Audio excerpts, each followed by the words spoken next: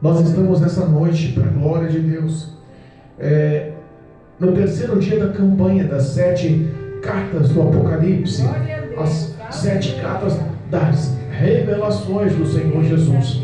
Estamos no terceiro dia e, como eu disse da primeira vez, nós começamos essas 7 cartas do Apocalipse pela igreja de Laodiceia, pela 7ª carta, e prosseguimos pela primeira carta, depois a igreja de Éfeso, e nós estamos hoje na segunda carta, a carta de Esmirna. Das 7 cartas começamos por Laodiceia, tá bom?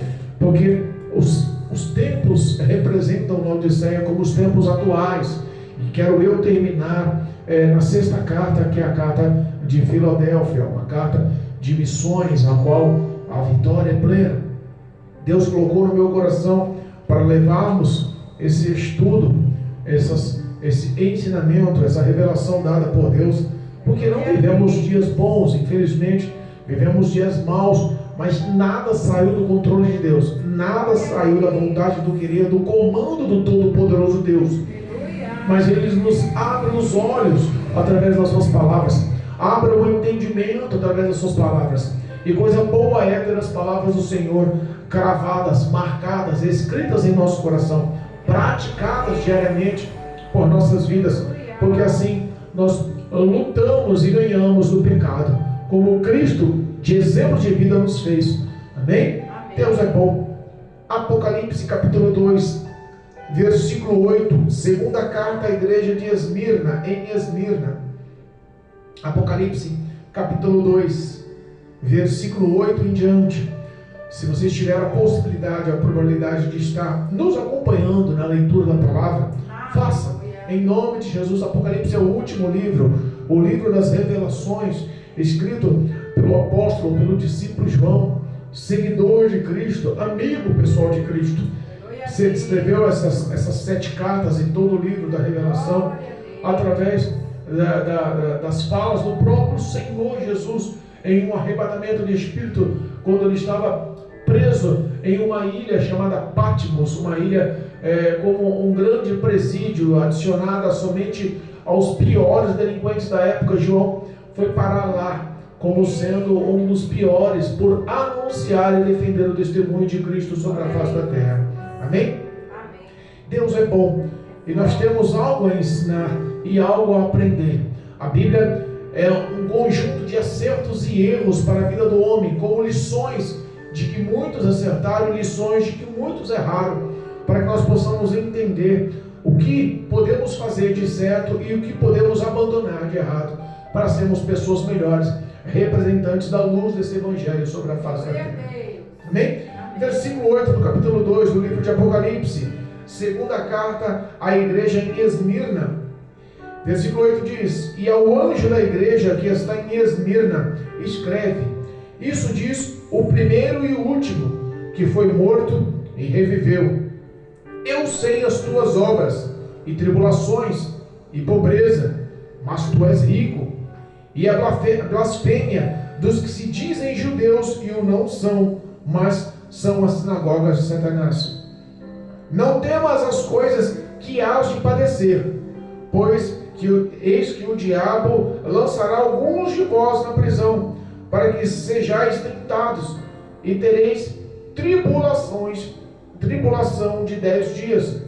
Se fiel até a morte, e dar-te-ei a coroa da vida. Que quem tem ouvidos, ouça o que o Espírito diz à igreja. O que vencer não receberá dano da segunda morte. Amém? Louvado seja Deus. Glória a Deus. João escreve essa carta relatada ao anjo da igreja, ao pastor da igreja da cidade de Esmirna. Lembrando que o tempo dessa cidade, ou o tempo dessa carta, representava o tempo dos mártires, o tempo das pessoas que foram realmente tentadas e perseguidas a ponto de virar mártir, a ponto de morte, em defender o testemunho e a vida de Jesus sobre a face da terra. Esse tempo, ele ocorreu dos anos 100 aos anos 312 depois de Cristo. Os primeiros tempos foram dos anos 30 aos anos 100, que foi justamente a primeira carta, a carta que foi escrita à cidade de Éfeso.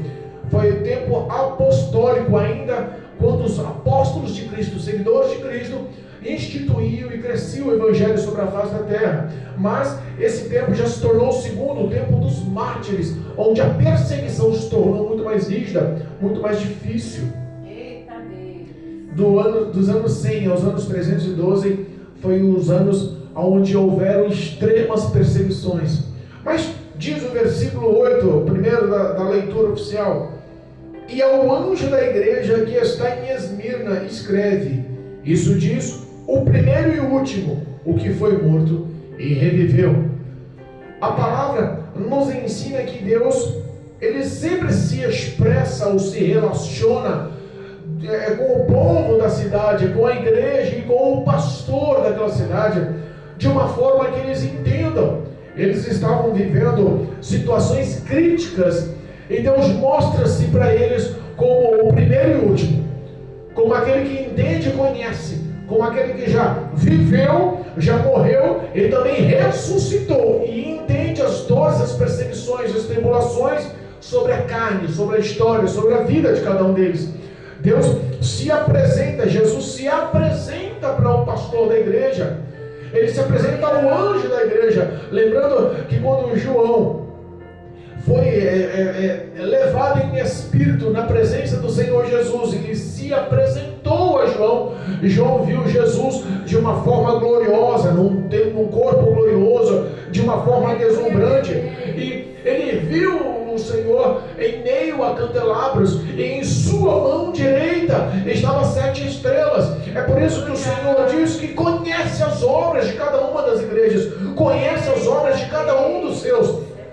Primeiro porque ele caminha entre as igrejas, primeiro porque ele estava no meio do templo, primeiro porque ele estava em todos os 7 templos, desde a época de Cristo até a época atual. O Senhor conhece a história da igreja, conhece a história dos fiéis, conhece o íntimo dos sentimentos do coração de cada um dos seus filhos. Os olhos do Senhor nunca perderam você de vista.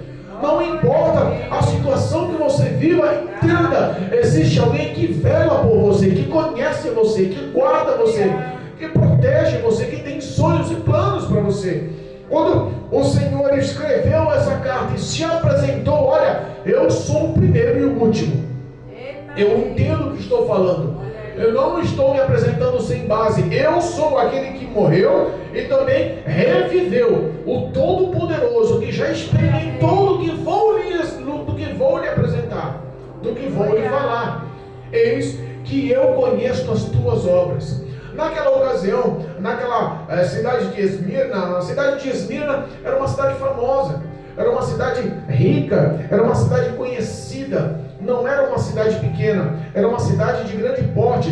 De todas as 7 cartas, ou de todas as 7 cidades que foram levadas cartas de João da ilha de Patmos a cada uma das igrejas, em todas as 7 cidades, a única cidade que sobrevive até hoje é a de Esmirna. A única cidade hoje chama-se Esmir. É a cidade que de todas as 7, só ela subsiste até hoje. As demais se acabaram com o tempo, com o período, com as épocas. Mas essa cidade, ela ainda existe lá na Turquia. Amém?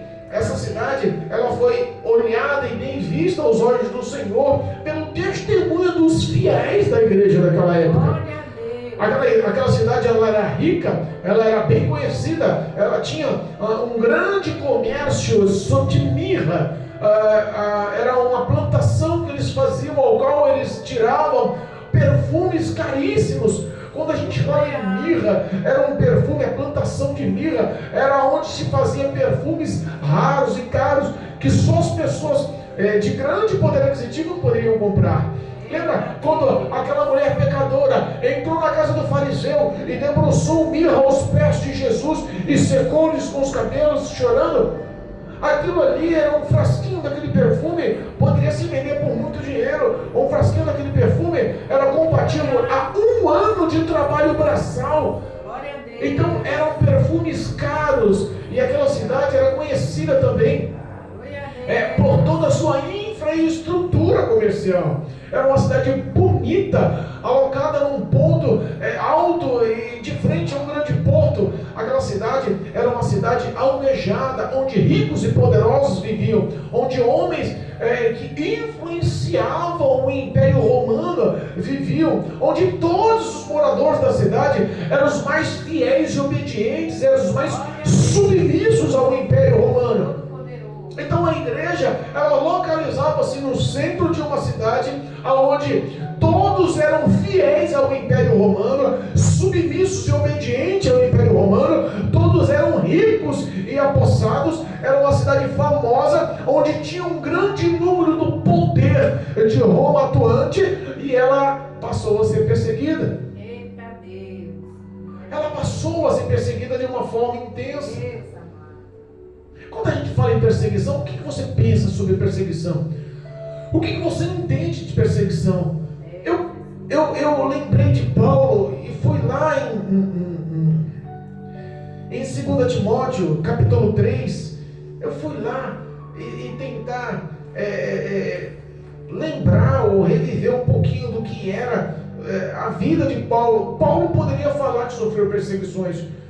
2 Timóteo, capítulo 3, versículo 10 em diante, diz assim, tu, porém, tens seguido as minhas doutrinas, modo de viver, intenção, fé, longanimidade, caridade, paciência, perseguições e aflições, tais quais me aconteceram em Antioquia, em Icônia e em Listra. Quantas perseguições sofri, e o Senhor de todas me livrou. E também todos os que piamente querem viver em Cristo Jesus padecerão perseguições.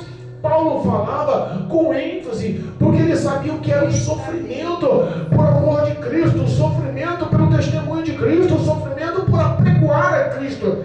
Ele padeceu por muitas coisas, e ele foi exemplo de fé, exemplo de intenção, de longanimidade, de caridade, de paciência. As ações de Paulo mostrou que era ser perseguido, mas ele mostrou de contrapartida que a perseguição gerava frutos.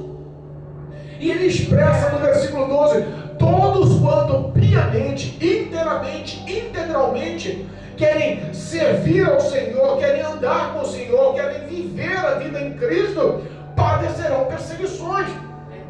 Mas as perseguições que estão expressas aqui na cidade de Esmirna são perseguições difíceis. Nessa época dominava um imperador chamado Domiciano. Esse imperador não era uma pessoa qualquer. Esse imperador, ele tinha hábitos difíceis. Exemplo, existia naquela cidade uma grande arena para jogos olímpicos. Eles tinham práticas de jogos, e sempre os que venciam os campeonatos olímpicos, eles davam troféus e coroas. E o grande auge eram as coroas. E ele usava aquela própria arena para perseguir os cristãos. O Império Domiciano foi um dos 10 que passaram o tempo inteiro perseguindo aquela cidade, os cristãos daquela cidade, os fiéis daquela cidade.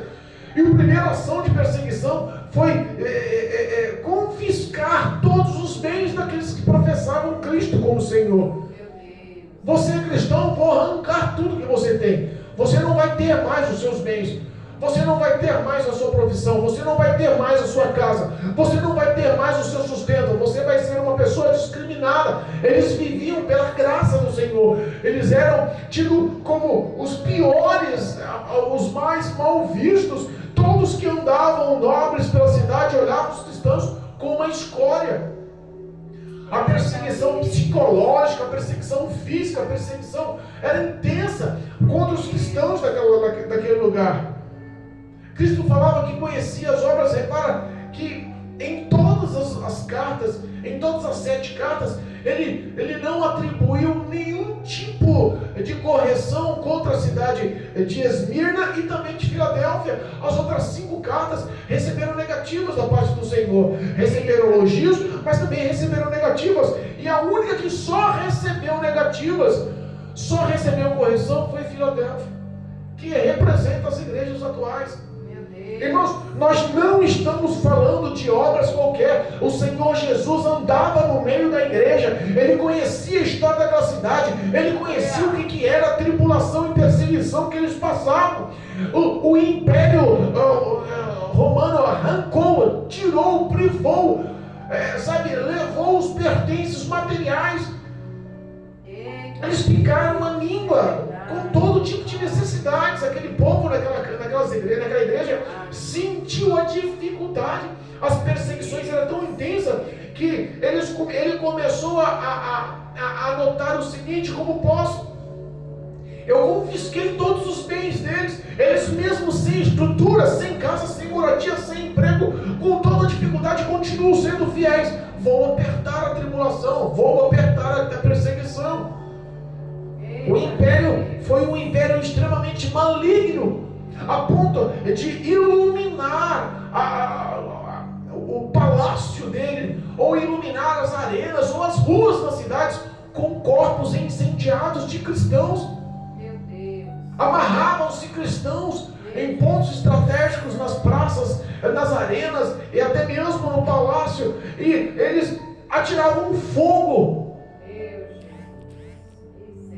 passavam algum tipo de líquido inflamável para aquilo ali perdurar a noite, com uma tocha de chama para iluminar a noite.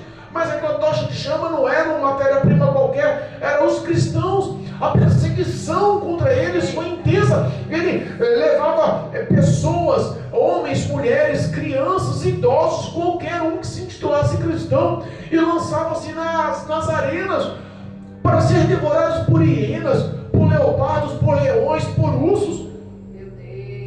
Eles eram espancados, eles eram perseguidos, eles passavam todo tipo de aflição, mas em todas essas aflições eles nunca negaram o nome de Jesus. E a perseguição era justamente sobre essa. Aqueles que negassem saíam exclusos das perseguições.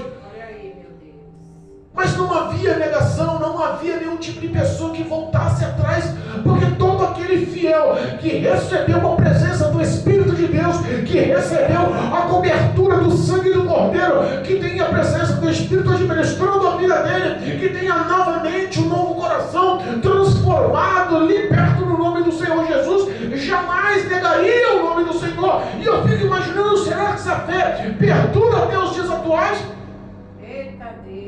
As perseguições nos dias atuais são bem mais simples, mas pessoas estão negando a Cristo por qualquer coisa.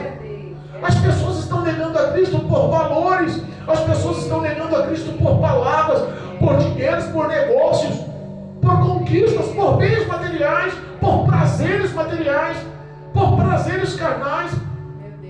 A perseguição naquela época era diferenciada. Esse imperador, ele realmente mostrou o que era a aflição, e Cristo se mostrava no meio daquela igreja. Eu conheço as tuas obras, eu conheço as tuas tribulações, conheço também a tua pobreza. Eles passavam dificuldades para sobreviver, até sobre o alimento. Cristo acompanhava as suas dores, mas também acompanhava a fé, a perseverança, o foco na dedicação sobre a palavra e sobre apregoar a verdade, em se manter firme na presença de Deus, obedecendo e fiel ao poder dessa palavra. Glória a Deus, aleluia.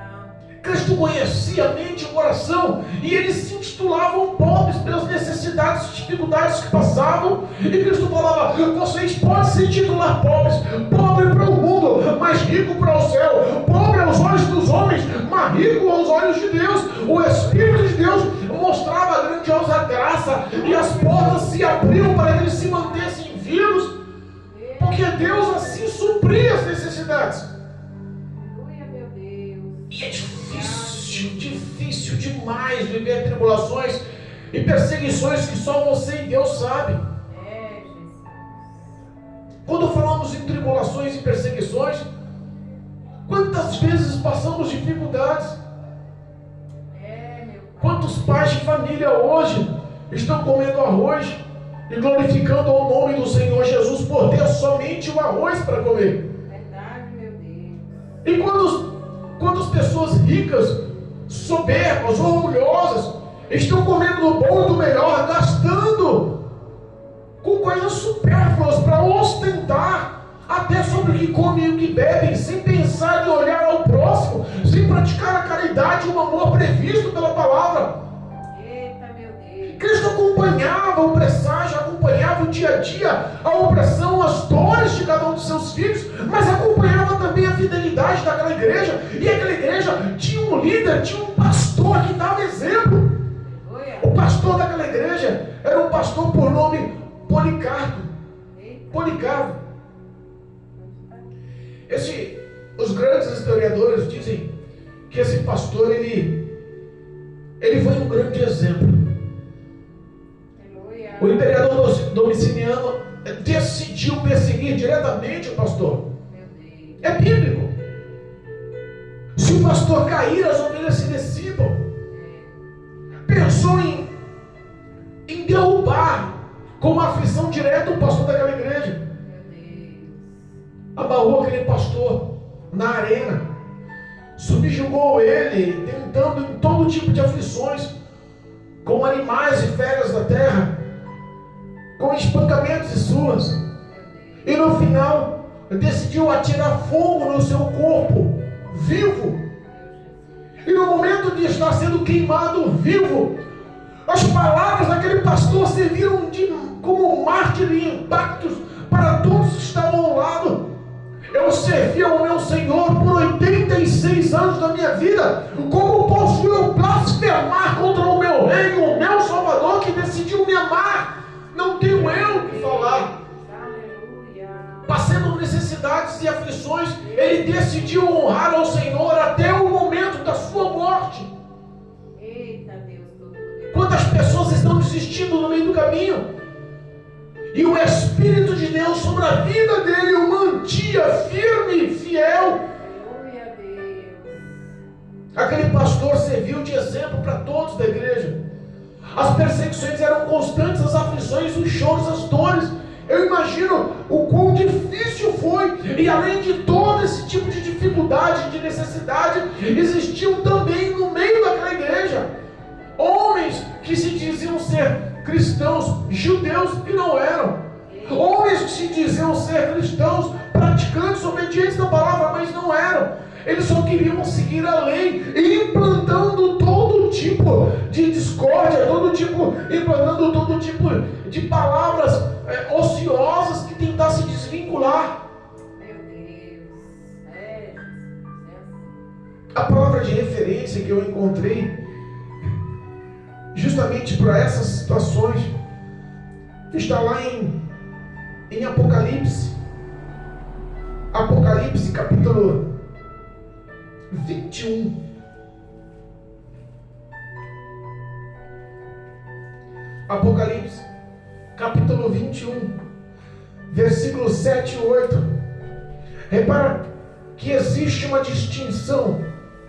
Quando fala sobre os judeus que dizem ser e não são, dizem estar corretos com temor e obediência, mas não são, Cristo mostra um diferencial. Dizem ser cristãos, mas são sinagogas, ou templo, ou casa de Satanás. Porque o coração do homem é templo do Espírito de Deus, é casa do Espírito Santo de Deus. Mas aqueles que se diziam ser e não eram, estavam vivendo uma vida como está aqui no versículo 8 do capítulo 21 de Apocalipse. O versículo 7 diz assim: quem vencer herdará todas as coisas, eu serei o seu Deus e ele será o meu filho. Isto era justamente a ação daqueles fiéis que não negavam o nome do Senhor, e aqueles que se diziam ser, mas não eram, mas no fundo estavam sendo geridos e governados por demônios. Entra o versículo 8, mas quanto aos tímidos, porque era isso que eles implantavam no coração daqueles que estavam tentando implantar no coração daquela igreja. Quanto aos tímidos, aos incrédulos, aos abomináveis, aos homicidas, aos fornicadores, e aos feiticeiros, e aos idólatras, e a todos os mentirosos. Isso era o coração, as ações, todos os feitos daqueles que se diziam ser judeus e não eram. É a única referência que a Bíblia fala sobre o que eram os judeus e não eram, mas sim templo do diabo, sinagoga de Satanás. Olha as ações deles dentro das igrejas dos fiéis, mártires que decidiam ser fiel, nem que seja a morte o fim dessa fidelidade. Eles tentavam implantar a timidez, a incredulidade. Eles tentavam implantar tudo o que era abominável. Eles tentavam implantar até o homicídio. Eles tentavam implantar a sexualidade, a pornografia, o adultério, sendo fornicadores, feiticeiros. Quantas pessoas pensam? As orações de muito crente, sendo contrárias, se tornam feitiçaria pela rebelião, pela rebeldia. Aos olhos do Senhor, feiticeiros, idólatras, que estavam uns se crescendo, se engrandecendo mais, se cultuando a mais que os outros, praticando como deuses. Meu Deus. E acima de tudo, amavam a mentira, todos os mentirosos. Olha aí. A sua parte será no lago que arde com fogo e enxofre, o que é a segunda morte. Eita. Se nós pararmos para pensar, essas ações continuam até hoje nas igrejas.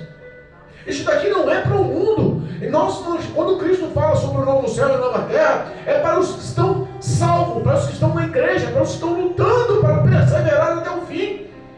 A parte daqueles que não conseguirem ser fiéis, repara, o versículo 7 diz: para quem vencer, herdará. E quem não vencer é o versículo 8. A outra parte refere-se: quantas pessoas não querem participar porque dizem que são tímidas? Quantas pessoas era isso que eles estavam implantando? A incredulidade. Ah, será que essa oração vai curar mesmo? Eita Deus. Quantas vezes você ouve nas igrejas: ah, que ele tem endemoniado, mas não sei se orar não vai sair não. A incredulidade. Quantas vezes nós vemos as ações abomináveis de pessoas tentando jogar um contra o outro, fofocas, disse-me-disse, são situações que Deus não aceita e é abominável aos olhos do Senhor. Homicídios físicos e também espirituais, de pessoas que só conseguem ser amigo quando estão acima dela. Se ela estiver abaixo psicologicamente, financeiramente, ministerialmente, ela consegue ser amiga. Mas se a pessoa se destacar um pouquinho, se torna inimigo. Isso são ações que não é aceitável. Fornicadores, quanto adultério, quanta prostituição, quanta pornografia estão dentro das igrejas até os dias atuais. Deus tem revelado através de profetas que vai desmascarar muitos cristãos, muitos grandes em grandes templos e grandes ministérios, que vai cair a máscara, que vai mostrar roubalheira, vai mostrar adultério, vai mostrar fornicação, vai mostrar todo tipo de pornografia que estão em cima de muitos altares. Deus ainda este ano vai desmascarar muita gente. Eita Deus. É uma realidade que estava lá na época dos mártires. Olha aí, Jesus. Ele está prosseguindo essa maldição. Aleluia. Santo de Israel. Quantas pessoas que agem com o ato de idolatria? Não, tal pessoa vai pregar, eu vou lá. Não, ele é o melhor pregador que tem. Não, tal pessoa vai... E sabe qual o pior dessa história? Pessoas que estão pagando para isso. Pessoas que estão cobrando para isso.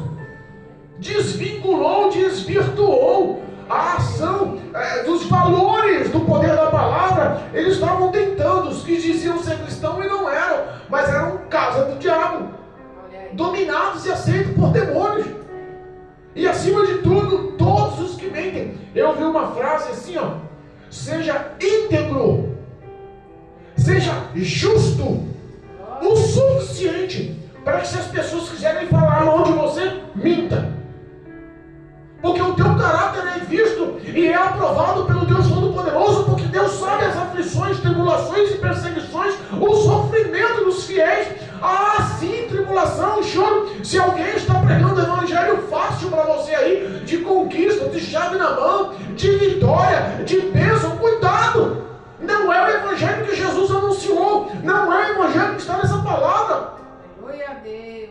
A Bíblia nos ensina que nós vivemos tempos difíceis de tribulação, onde o reino dos céus é conquistado à força. As pessoas não estão a fim de pagar preço, não estão a fim de pagar preço em oração, em busca, não estão a fim de pagar preço com santidade, com renúncia.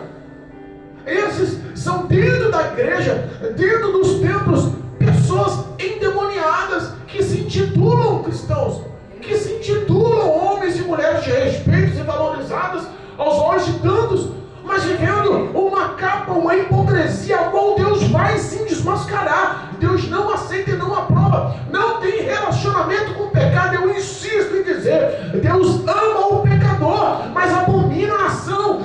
prazeres da iniquidade e do pecado na vida do homem. Verdade, meu Deus.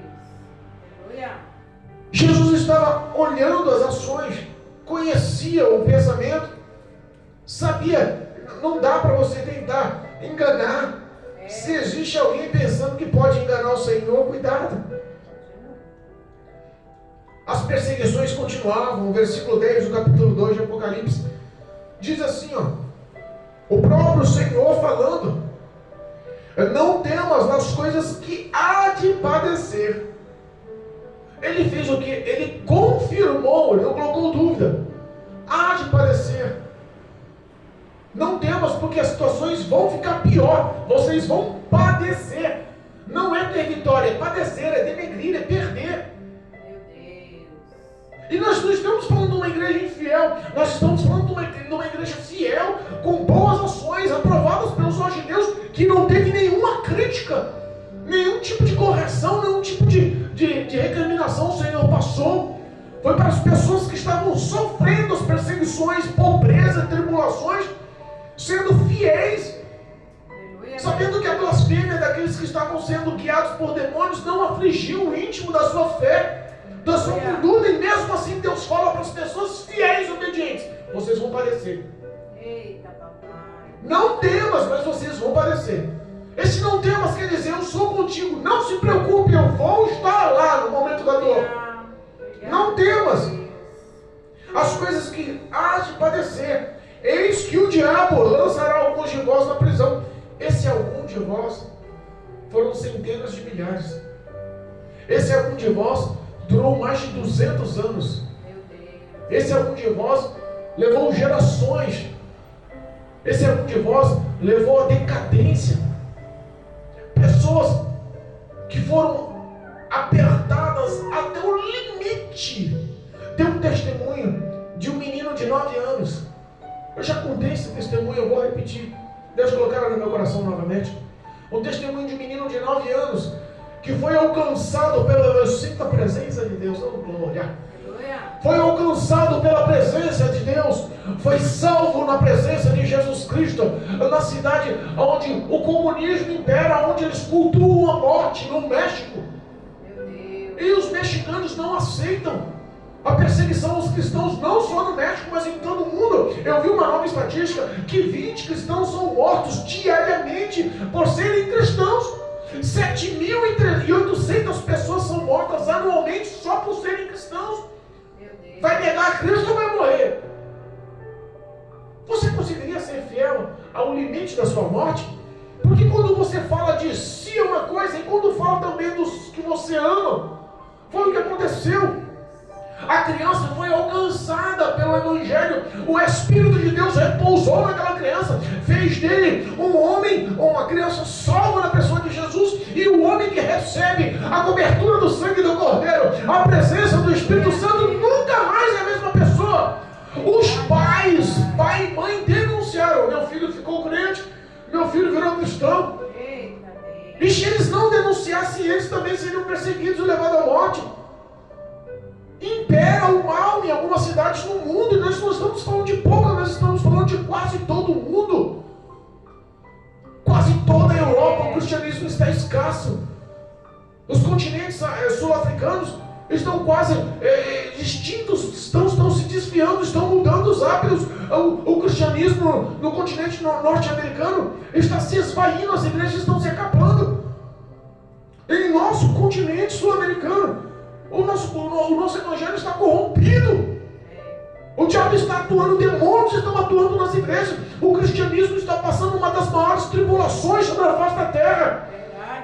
Os pais denunciaram aquela criança foi presa, 9 anos, espancada como um adulto, ficou a banho e água por mais de 3 meses na cadeia.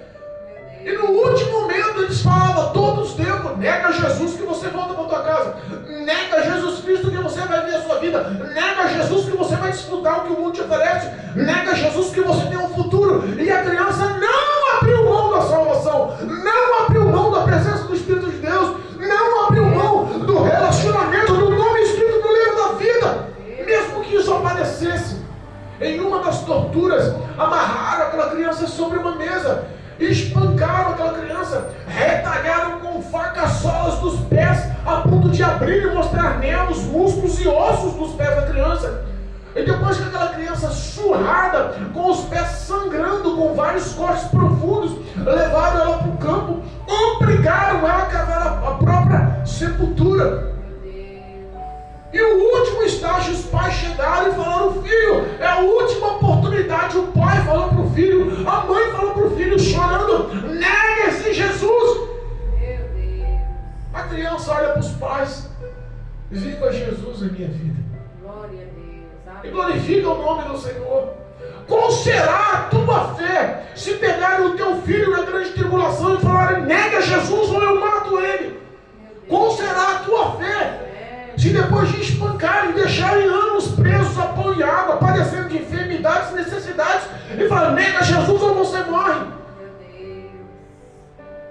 Na Rússia teve um caso de um rapaz, aos 12 anos, aceitou Jesus, e aos 12 anos ele não se conteve. Deus chamou ele como um grande pregador e preleitor da palavra, e ele levava o evangelho no local onde era proibido. O comunismo na Rússia é ativo, é um dos países que mais perseguem, prendem e matam cristãos sobre a face da terra. E ele começou a pregoar os evangelhos em casas, em lares, e capturaram ele, espancaram ele, prenderam ele, amarraram ele. Em todas aquelas dores e humilhações eles gritavam: negue a Jesus que você é solto, negue a Jesus que você vai ver sua vida, nunca mais fale sobre esse Jesus que você vai ter sua vida de volta. Ele falou assim: eu não posso, eu não tenho mais dono, eu não sou mais dono, hoje eu tenho um dono na minha vida. Eu não sou mais um filho bastardo, hoje sou um filho legítimo do Deus Todo-Poderoso. E Jesus vive em meu coração, não posso abrir mão do que é mais importante para minha alma. Eles pegaram um alicate e arrancaram a sua língua. O sangue esguichou. Aquele moleque quase desmaiou no chão. Ele levantou a cabeça, enfiou a mão na boca cheia de sangue e escreveu na parede com sangue com o seu dedo: vocês podem ter arrancado a minha língua, mas não podem arrancar Jesus do meu coração. Mataram aquela criança. Até quando você pode suportar as aflições e as tribulações, como a Bíblia nos ensina que os mártires passaram? Crianças sendo devoradas e mastigadas por leões, mães amamentando gestantes grávidas sendo devoradas e mortas por hienas, ursos dilacerando. Imagina as perseguições, pessoas como tochas vivas sendo queimadas para iluminar simplesmente a cidade. Pessoas que já não tinham mais, seus bens foram confiscados, estavam sendo perseguidos por sua pobreza.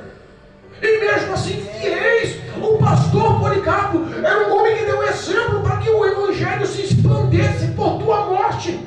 Eles não negaram ao Senhor, e mesmo assim Deus fala: olha, por 10 dias passarão por tribulações. Eu falei: Senhor, o que representa isso? No capítulo 2, versículo 10: não temas das coisas que há de padecer, eis que o diabo lançará alguns de vós na prisão, para que sejais tentados, e tereis tribulações de 10 dias. Ser fiel até a morte. Ser fiel até a morte, e dar-te a coroa da vida. Repara que Deus está falando para eles: vocês são meus filhos amados, ao qual eu estimo, eu velo, eu aguardo vocês nos céus. Mas ser fiel até a morte, não está falando ser fiel até te dar a vitória. Ser fiel que depois te dou a vitória, eu me vingo de vocês.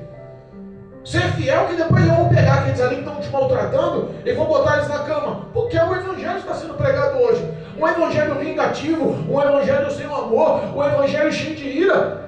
Se tocar no profeta, morre. As pessoas perderam o que é pagar o mal com o bem. As pessoas decidiram andar por seus próprios valores. A Bíblia nos ensina que toda a palavra de Deus, do Velho Testamento ao Novo Testamento, e o testemunho de Jesus como nosso Senhor e Salvador, resume-se ao amor a Deus e ao amor ao próximo. Quem não sabe amar não vai entrar nos céus. Não importa título, não importa o ministério, não importa o tempo de igreja. Ser fiel até a morte.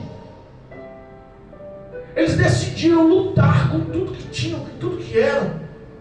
Mas está falando, ao que vencer, eu vou dar a coroa. Repara que o marco de vitória dos moradores daquela cidade de Esmirna eram justamente os Jogos Olímpicos naquela arena. Os vencedores recebiam coroas.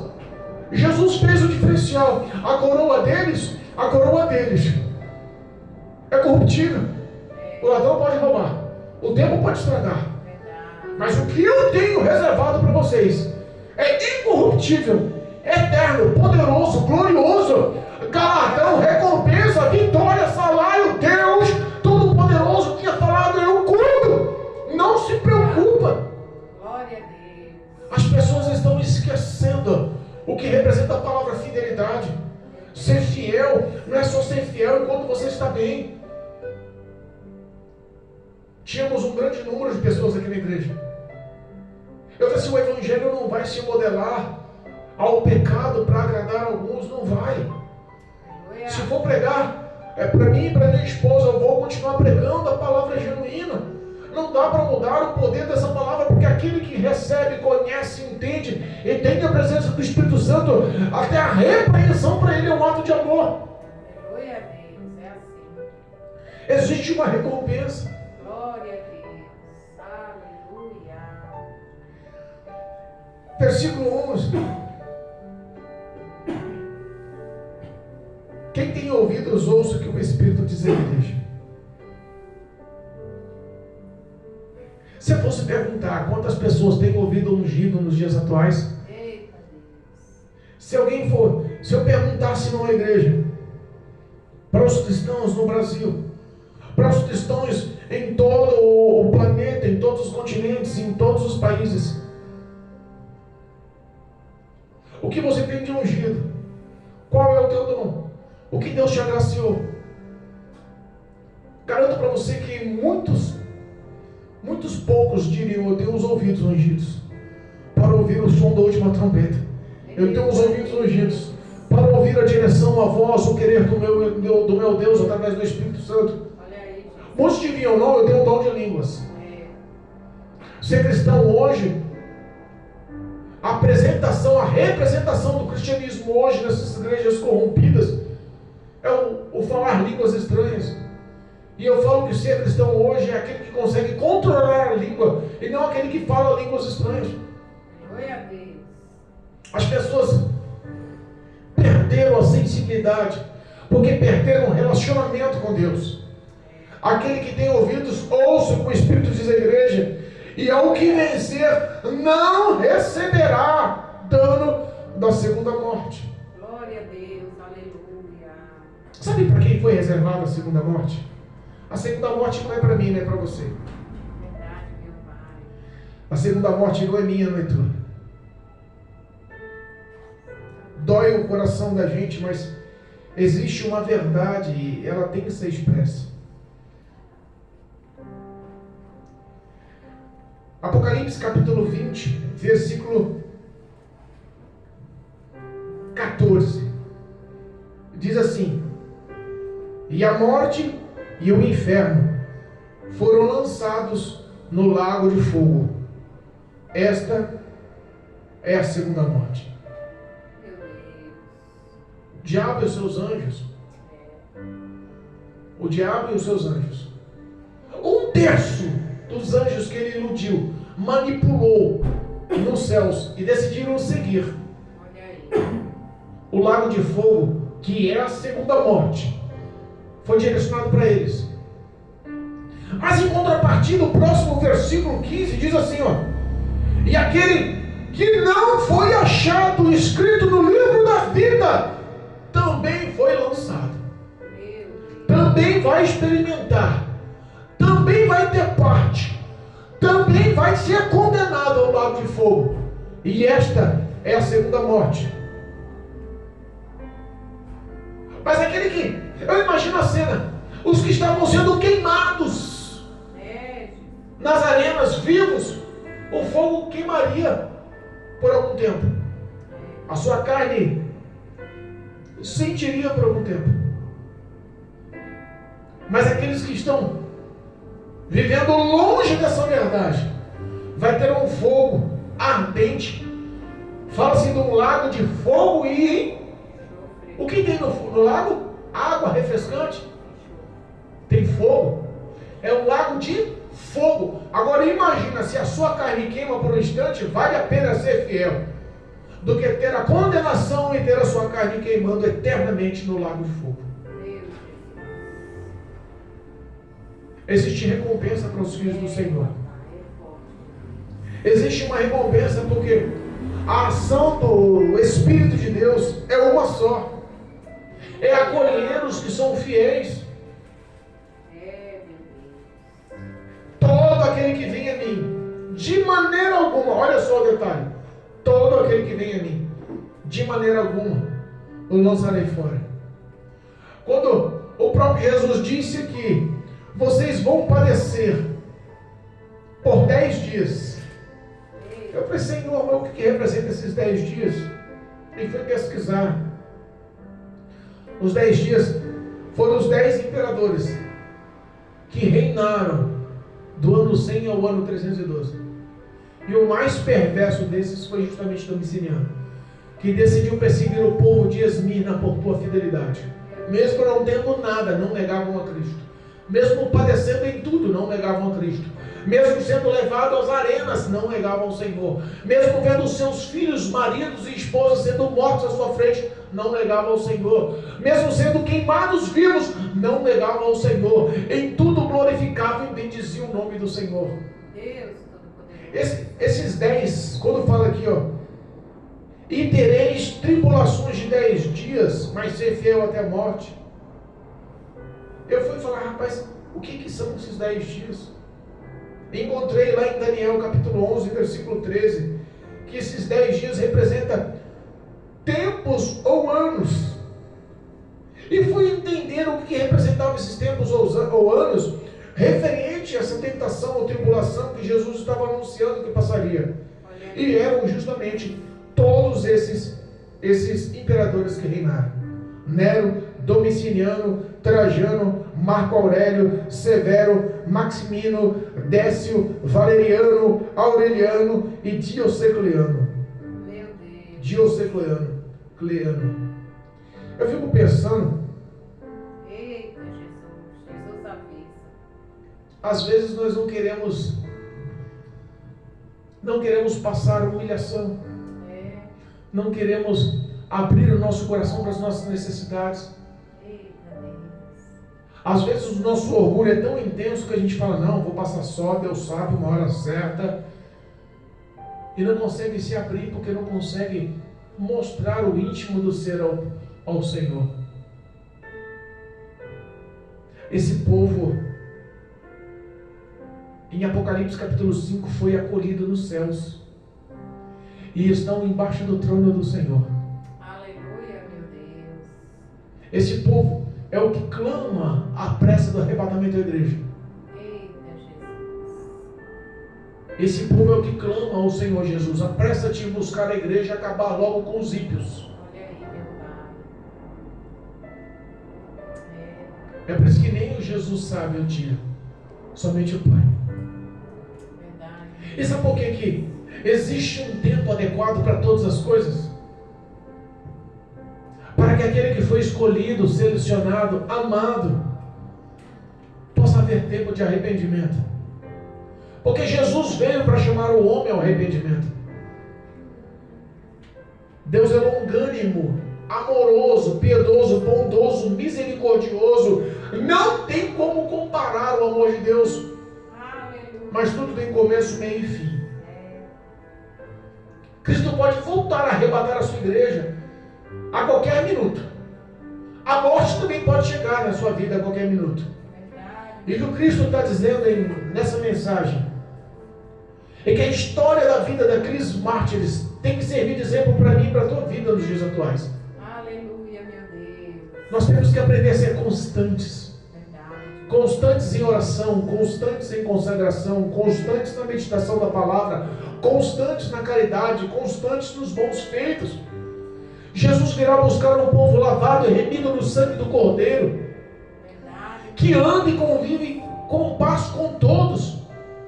e que tem boas obras, que possa ser pesado ele por boas obras. Verdade, meu Deus. Pessoas que aprenderam a renunciar aos seus prazeres, o seu ego, a sua razão, a sua lógica, só para viverem o testemunho de Jesus, para imitarem os passos de Jesus.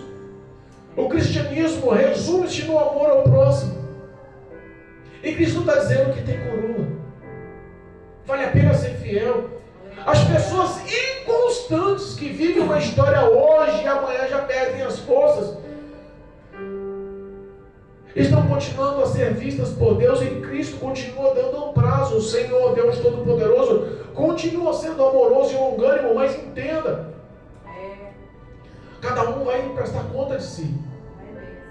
O que o Senhor tem no coração é te salvar. O que o Senhor tem no coração é projetos de vida eterna para a sua vida. Mas depende das suas ações.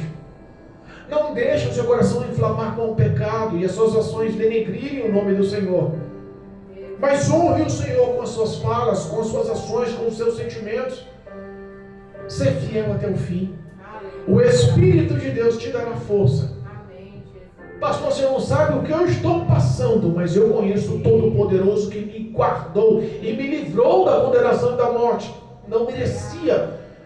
As ações e os feitos sobrenaturais do Senhor em minha vida servem como testemunho que Deus é fiel e a fidelidade dele nunca vai te frustrar. Glória a Deus, aleluia. Ser fiel até o fim. Amém, Jesus. Eu profetizo na sua vida fortalecimento em Cristo Jesus, ação de fé em Cristo Jesus. Glória a Deus. Que os seus pés estejam firmados na rocha, como aquela casa edificada na rocha, que vem o vento, a tempestade, o furacão, e não abalam, ela não se cai, ela não se deteriora. Verdade, meu Deus. Que as poderosas mãos de Deus possam te guardar. Amém, Que você possa descansar debaixo das asas do Onipotente. Amém. Que o Espírito Santo de Deus te fortaleça nessa caminhada. Em nome de Jesus, aguardemos, em nome de Jesus, a fidelidade do Senhor em suas promessas. Creia, pois essa palavra é digna de aceitação e de honra. Que Deus possa lhe abençoar. Profetize em sua vida libertação, transformação e salvação, fortalecimento do Espírito de Deus, em nome de Jesus. Amém? Amém. Louvado seja Deus. Glorificado é o nome do Senhor. Bendito é o nome do Senhor.